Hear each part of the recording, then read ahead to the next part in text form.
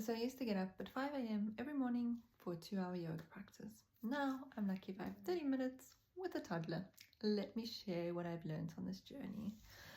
So my yoga practice has always been really important to me. You know, A-type personality, get up at 5, do the whole 2 hours, set the tone for the day. It was beautiful, it was calm, it was serene, often watching the sunrise. And then I became a mom. And then I didn't have 2 hours anymore.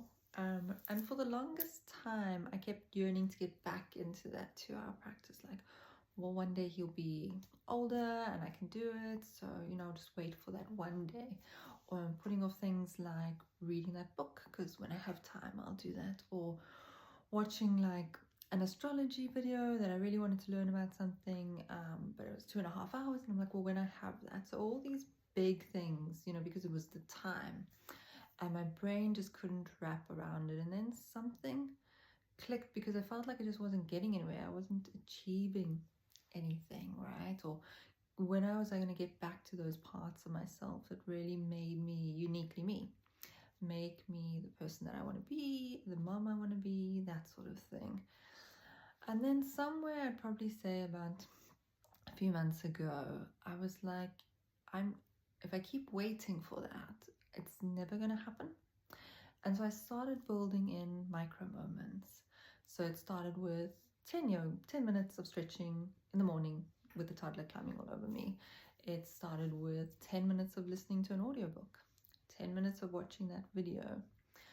And the incredible thing through that was those 10 minutes started adding up, that I finished the audiobook, I finished the video, and my body felt really good to just be on the mat.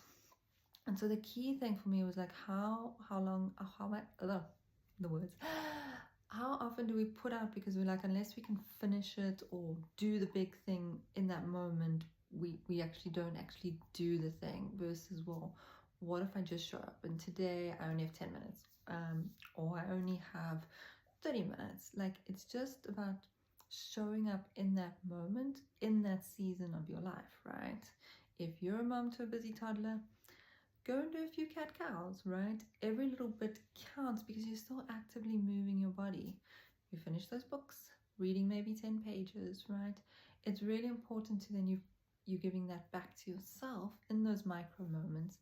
And you really have to be present. I think that's like the biggest takeaway for me, is like, because I'm like, well, I actually just have 10 minutes. So I'm completely absorbed in what I'm doing in those 10 minutes, right? And what is that setting as an example for your kid? That you can make time for yourself, that you can take micro steps in order to achieve the big thing. And I just wanted to share that with you. So I suppose I would leave you with the question of what micro step or micro moment could you build into your life that you really want to do, but you think you have to dedicate this long, big time? Let me know in the comments. I'd love to know. I'd love to share if you have any pearls of wisdom. Sending you so much love, my beautiful souls.